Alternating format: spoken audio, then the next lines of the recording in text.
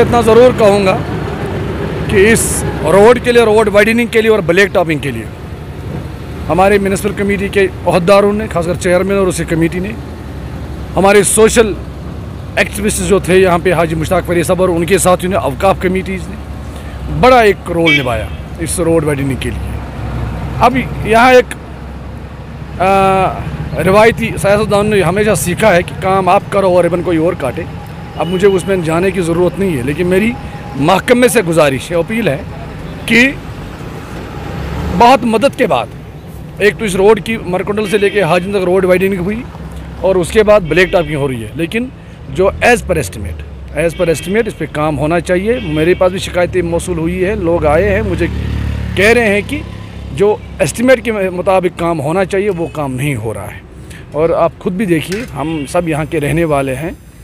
और हम नहीं समझते हैं कि इसमें कोई लापरवाही हो, कोई डिपार्टमेंट का कोई एहलकार गलत करे, क्योंकि ये एक मेन रोड है और पूरे आबादी इसी रोड पे कहीं ना कहीं वाबस्ता है। इसमें तहसील हेड का वार्डर भी आता है, इसलिए आता है, ज़ाडियो साहब यहाँ बैठते हैं, बहुत सारे ऑफिसर्स यहाँ बैठते हैं, सब डिवीजन्स यहाँ पे हैं हर एक महकमे के, और लिहाजा उनको देखना चाहिए कि जिस तरह की ब्लैक टॉपिंग हो रही है, मैं कहीं ना कहीं खुद इसमें मुतमईन नहीं हूँ। एज़ पर एस्टिमेट ये काम करें, हमें कोई एतराज़ नहीं। ये इस तरह की हरकतें करेंगे, मैं एक वसूख के साथ कहूँगा कि मैं हायर ऑफ से कहीं ना कहीं इसके बारे में बात करूँगा कि ये महकमे की वजह से गलत काम हो रहा है। मैं खुद कह रहा हूँ कि मुकम्मल तौर नहीं हो रहा है कि एज़ पर एस्टिमेट हम इन पे दबाव नहीं करते हैं, या अल्लाह बचाए कि हम इनके रोज़ी के ख़िलाफ़ नहीं है, लेकिन एज़ पर एस्टिमेट जो बनता है वो करें। ब्लैक टॉपिंग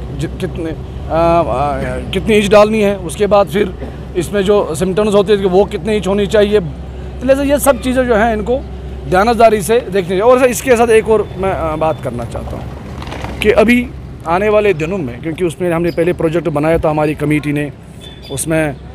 DPR भी अप्रूव हैं, उसमें अप्रूवल भी, एडमिनिस्ट्रेटिव अप्रूवल भी आ चुका है। गफलत की वजह से, हमारे R&B अफसरों की गफलत की वजह से कहीं ना कहीं वो काम रुक गए थे। अगर उन्हें वक्त पे हाथ में लिया होता शायद वो पहले बन चुके होते। अब जो है, अब यहाँ पे बनने जा रहा है कि क्लॉक टावर बनेगा और साथ में